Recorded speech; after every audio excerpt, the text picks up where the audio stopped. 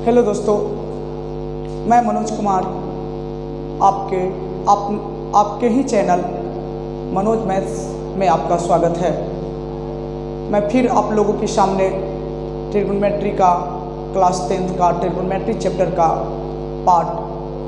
चौथा पार्ट लेकर आपके सामने आया हूँ। यदि आप मेरे फर्स्ट, सेकेंड, थर्ड पार्ट को नहीं देखे हैं तो आप लोग पुनः उसको देख लें। तो आगे हम चौथा पार्ट में आप लोगों को आगे की क्लास बताने जा रहे हैं। ध्यान दीजिएगा।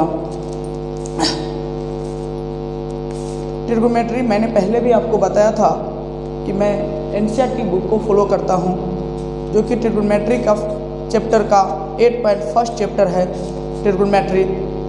सबसे पहले मैं आपको बोला था कि एग्जाम्पल पहले पढ़ाऊंगा, उसके बाद मैं आपको अभ्यास में चलूँगा।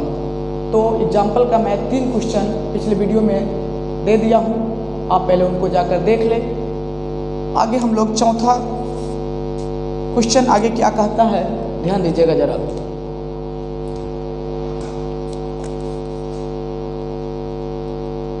पार्ट 4 है यह। चौथा सवाल कहता है, एक समकोण त्रिभुज ABC में एक समकोण त्रिभुज ABC में एक समकोण त्रिभुज ABC में जिसका कोण B समकोण है,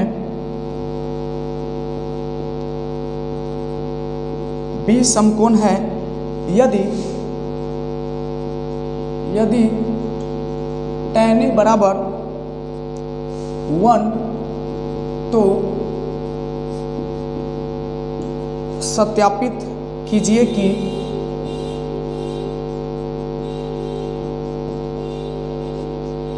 टू sin A इंटू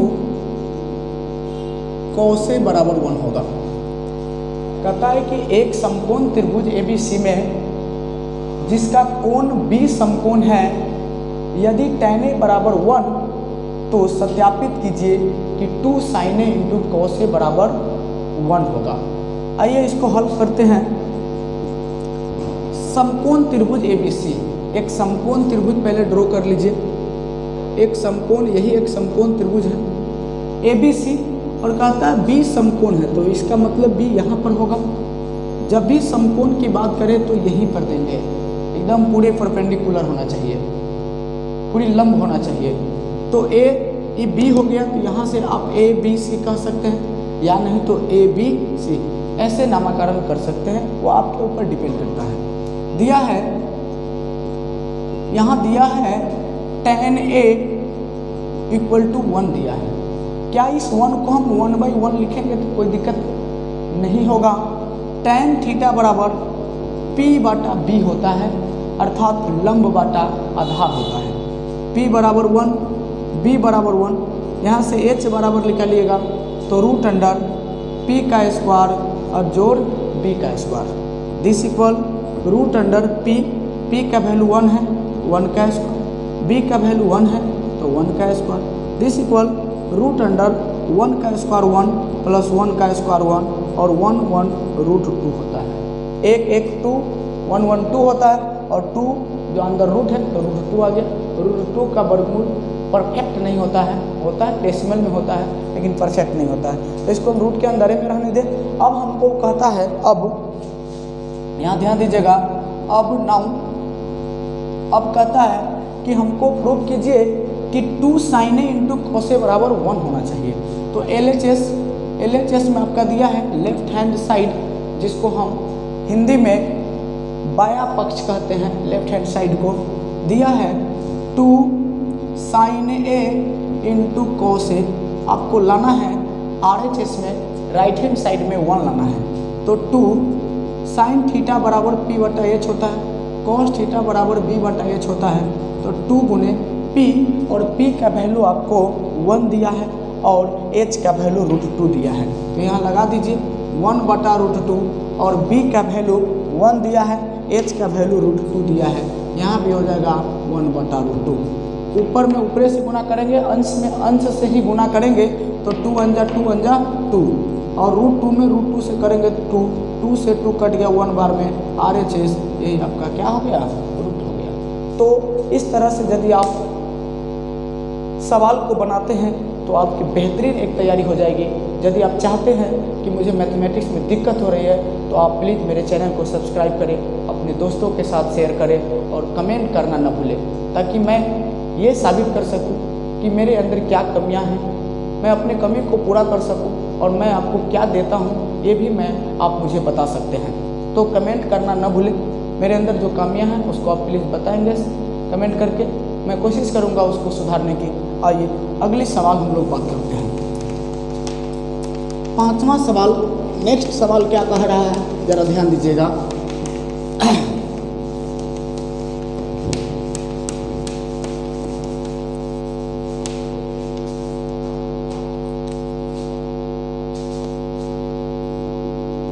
पांचवा सवाल है, त्रिभुज OPQ में त्रिभुज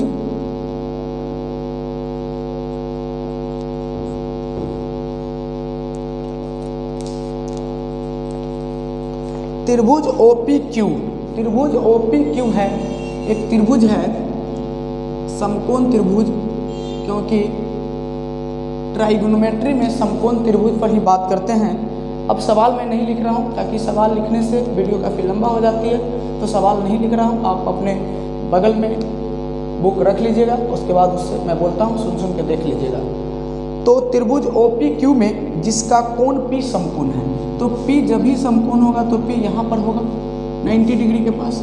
OPQ है, OPQ या आपका मन है यहाँ से O रखें तो OPQ ऐसे भी लिख सकते हैं। त्रिभुज OPQ में जिसका कोण P समकोण है, जिसका कोण P समकोण है, ये आपका 90 डिग्री है। एक समकोण बराबर 90 डिग्री होता है, जितना समकोण पूछे उसे 2 से गुना 90 से गुना कर दीजिए।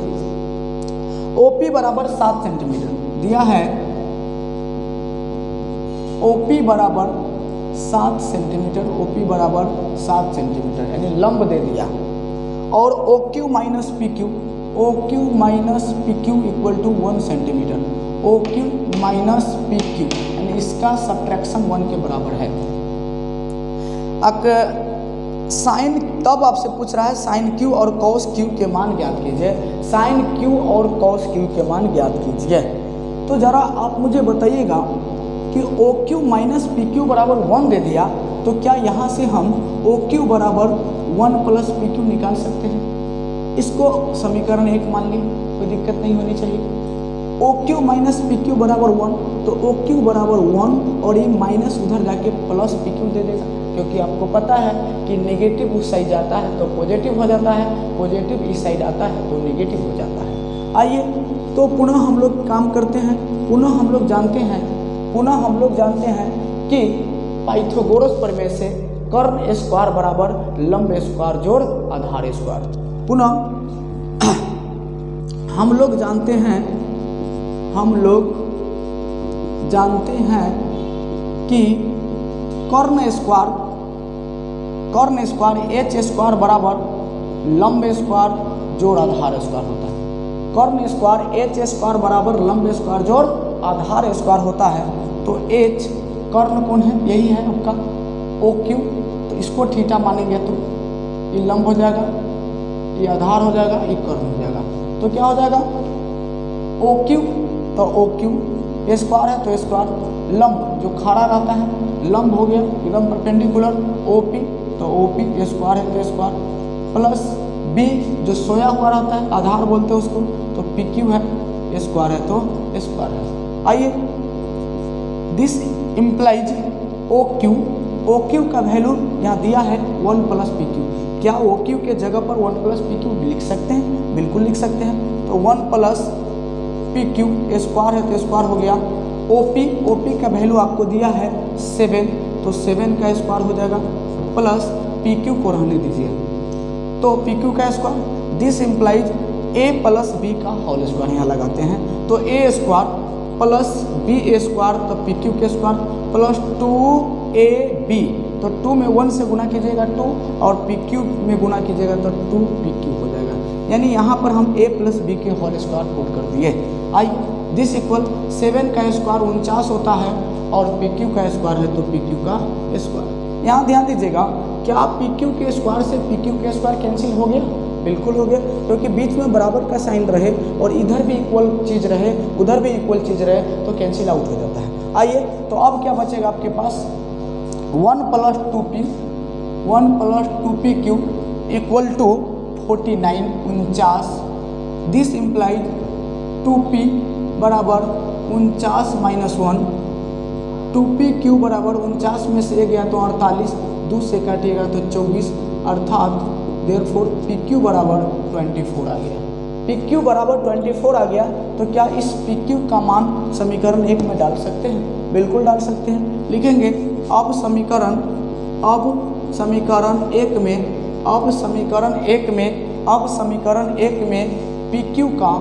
पी क्यू का मान रखने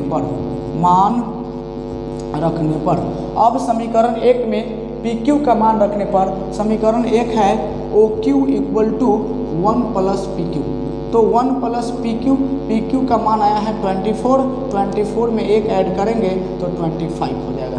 अर्थात यहाँ से हमारा ओ पी दिया था, पी क्यू का मान आ गया 24 और सेंटीमीटर और एच यानी ओ क्यू का मान जो आ गया हमारा 25 सेंटीमीटर आ गया। तो यहाँ से तीनों चीज़ हमको पता चल गया। और जब तीनों चीज़ पता चल जाए तो हमसे क्या पूछ रहा था? साइन क्यू और कॉस क्यू पूछ रहा था। साइन क्यू और कॉस क्यू पूछ रहा था। उम्मीद करूँगा यहाँ तक समझ में आ गया होगा। इसको हम रफ करते हैं। अब हमसे साइन क्यू और कॉस क्यू हमसे पूछ रहा है। तो साइन क्यू इस फिगर को हम मिटा दिए हैं, तो देख लीजिए। त्रिभुज था ओ पी क्यू, यह समकोण था, समकोण जहाँ पर P एक समकोण है, P समकोण है। ये आपका 7 था, ये आपका 24 था, ये आपका 25 था। 1 नंबर में आपसे पूछ रहा था साइन क्यू, तो साइन क्यू अर्थात थीटा यहाँ डाले। थीटा के सामने वाला भुजा लंब होता है, 90 के सामने वाला कर्ण आई आधार होगा। तो साइन थीटा बराबर P बटा H होता है। P का वैल्यू कितना है 7, तो 7, H का वैल्यू कितना है 25, तो 25। एक आपका आंसर यह हो गया साइन क्यू का वैल्यू।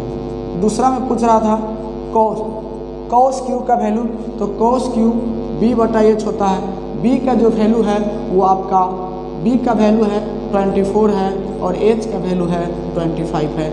यही आपका आंसर हो गया।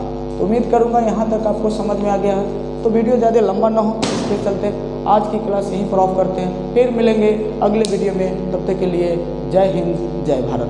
इस प्रकार से आप मेरे चैनल को प्यार स्नेह देते रहें तो मैं आपके लिए काफ़ी मेहनत करूंगा। आप मुझे कमेंट में लिखें कि मैथमेटिक्स मुझे समझ में नहीं आती है, तो मैं कोशिश करूंगा आपको समझाने का। और मेरे वीडियो पर इस तरह से आप बने रहें तो मैं आपका 9, 10, 11, 12 इस चारों क्लास का वीडियो मैं प्रॉपर आप लोगों को देता रहूँगा। आपसे मेरी यही निवेदनवाद है कि आप मेरे वीडियो को लोगों के सामने ज़्यादा से ज़्यादा लोगों के सामने आप मतलब शेयर करें, उसके साथ उनको बतावें, उनको फैलाएं। और इस तरह से यदि मुझे एक अच्छा कमेंट आता है तो मैं इसमें काफ़ी और भी मेहनत करूँगा। तब तक के लिए फिर मिलते हैं अगले वीडियो में।